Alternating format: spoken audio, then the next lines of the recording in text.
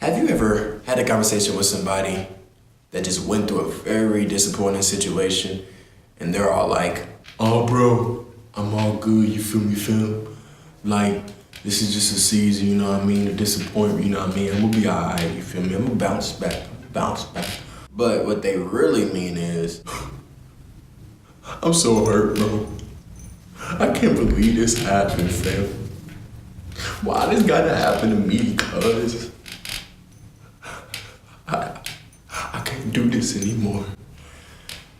In today's episode, man, that's exactly what we're talking about. Healing.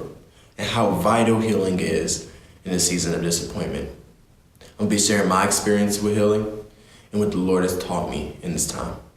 Without further ado, let's hop into this first episode of Infinite Grace TV. Before we do, make sure you hit that subscribe button and that bell notification so you're notified when I upload another video. And also, of course, share with your mom and them, Pookie and them, your cousins, all them people. They all need to hear this, all right? Without further ado, let's get into the video.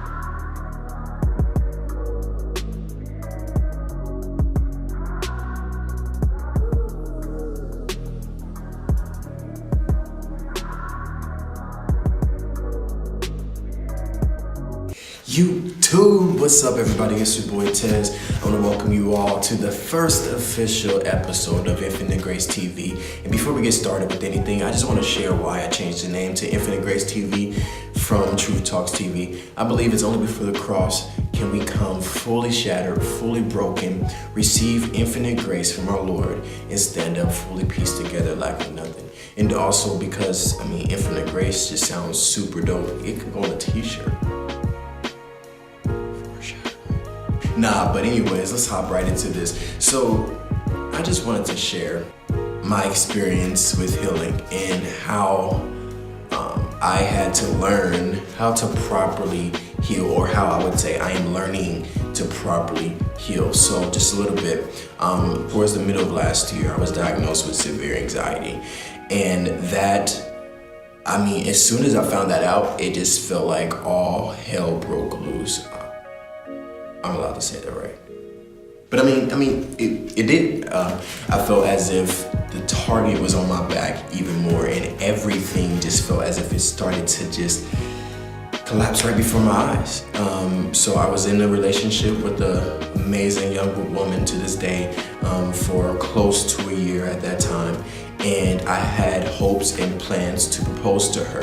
Had an awesome opportunity to speak at my church, and I said, what better time to do that than in front of all the people I love and all the people who love me, and that's at my church. But unfortunately, due to my immaturity, I didn't hit all of my bases, right? I didn't initiate continual conversations with her family to really share my heart's desire so that they can ask me certain questions, and it just bred a lot of chaos. And I take that, I own up to that. And I feel as if though the Lord was simply speaking to me, Tez, trust me. And unfortunately, I didn't pray about it. I didn't seek the Lord about it, and I didn't have peace about it. But because I'm hard-headed, I'm prideful in so many ways, confession, it just didn't turn out to be what I had hoped it would be. And I feel as if one of the Lord's ways to truly to discipline us is to simply allow the natural progression of things to happen. Pretty much, if I go out and I jump in front of a car, the natural progression will probably be I'm gonna get hit.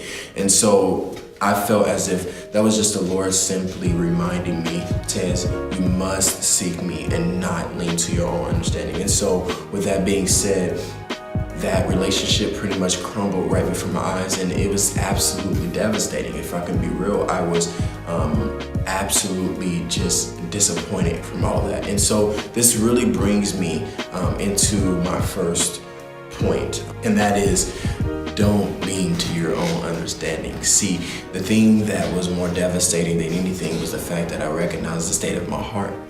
And that simply said, Tess, you didn't trust the Lord. No, of course he didn't condemn me, but he did show me that I didn't trust him enough to even come and pray to him, that I wanted to take matters into my own hands. And because I went into this with my fist clenched, it was more painful when he had to open my hands to take that thing out. And so the Lord definitely was gracious in revealing that to me. But he also revealed to me that my fear, my anxiety, and all of these different things comes not fully from this medical condition, but there's a spiritual aspect of it as well. And that spiritual aspect is simply my trust, my faith. And so correcting that thing is definitely vital in time of healing. Healing in devastation and disappointment is going to show you where your heart and your treasure is. I guarantee you that. As part of suffering, and part of suffering is to reveal to you your heart. And so absolutely trusting in the Lord and not leaning to your own understanding is essential in the healing process. It's essential in everything. But it matters a lot when you can get on your knees before the Lord and say, Lord, I trust you. No, it's not easy. Sometimes the pain in my life makes you seem far away. Like that's James Fortune, shameless plug. But to simply be able to say that shows your heart's desire to draw near to the Lord. And this leads me to my second point, is to draw near to the Lord. See, in times of suffering and healing, you're in a very vulnerable state. And recognizing that you're in a vulnerable state puts you ahead of the game, essentially because the enemy cannot surprise you. You already know his attacks are coming. You already know he's going to be sending a hot little mama jama, whatever, around to distract you. And because you're vulnerable, we're more prone to that distraction. And so hiding under the wings of the Lord is absolutely essential. And that means coming to him and casting your cares on him, for he cares for you. That's 1 Peter 5:7. And this basically means in this time of vulnerability, you have to be very guarded. You have to guard your heart more diligently than ever at this point. And it's not selfish if you have to back away from things that you are active in to really take care of yourself also. But at the same time, you want to serve. I'm going to talk a little more about that point later. But being in this very vulnerable state can be hard, because you're constantly looking over your shoulder because you don't know who's going to hurt you. You don't know, I guess, who's out to get you, or whatever the case may be. And being vulnerable is definitely hard, but it's definitely beautiful at the same time, because when you're vulnerable, that means you're sharing your heart with the Lord. You're sharing your heart with your community. And for men, we get told all the time, hey fam, don't share your feelings. But as a brother said, your mouth is the ventilation system of your heart. If you do not share and talk, that toxic waste will stay in your heart. And again, as I'm gonna say later, you will grow bitter, and that's not good. So being vulnerable but also guarding your heart is very vital in the time of healing. In time of healing, there's another thing. You want to make sure that you are pouring into other people. The thing that I found the most, it's very easy to push away from people that you need to pour into. It's very easy to get so consumed by your issues and what you're dealing with that you don't serve. And serving other people takes, I'm telling you, I promise you, it takes your heart and your mind off of your own problems to meet the needs of others. We can become very selfish in time of healing and just go into this shell and just stay there.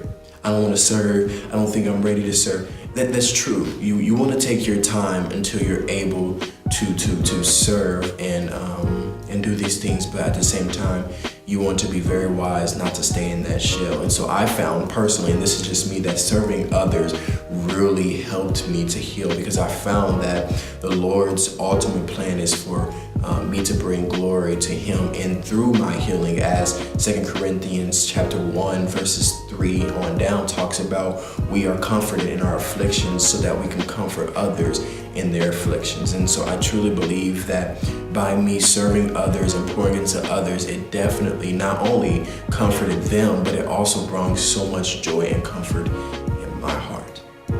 Which leads me to my last point. Take your time.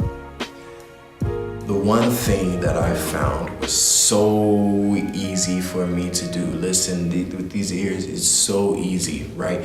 To find a bounce back chick or dude for, the young ladies out there, especially when you're going through a time of disappointment dealing with a relationship. It is very easy to say, oh, I'm gonna just find another person. Yeah. That ran through my mind so much. And that was a part of that distraction.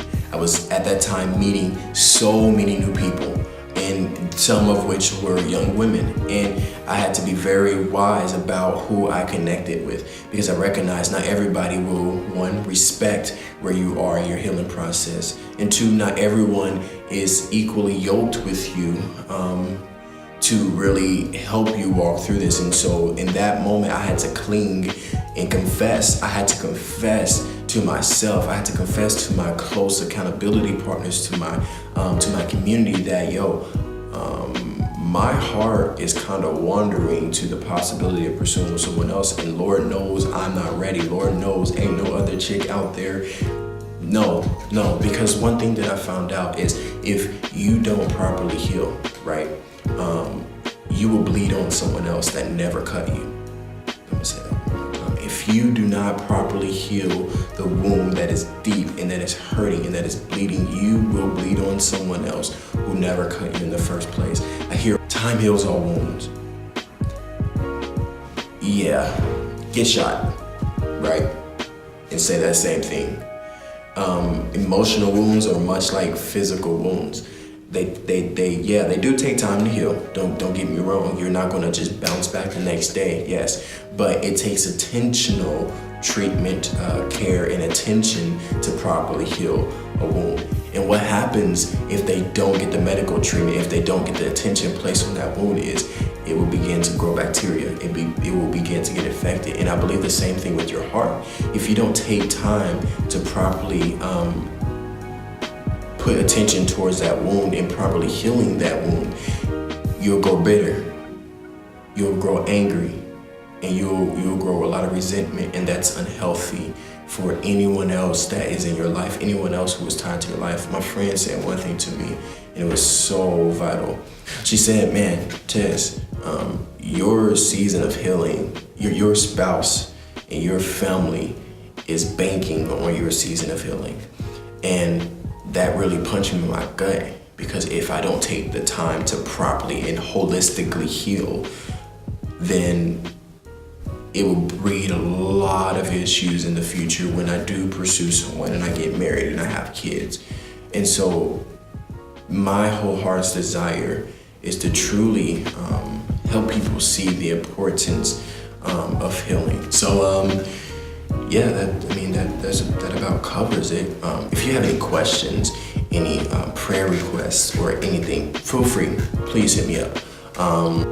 Reach out to somebody.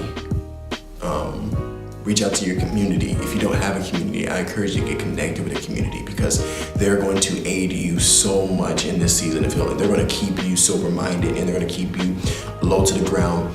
Pray. Spend time with the Lord. Those are all very important things in this time of healing. Without further ado, guys, I have nothing else. I think I pretty much covered everything. thank you again for tuning into this episode of Infinite Grace TV. If you enjoyed this video, make sure again you give it a thumbs up and share it with Pookie and them. They need to hear this. And make sure you comment, leave a comment, and let me know what you all want to hear next. That's about it. Y'all have a blessed one. I got quiet.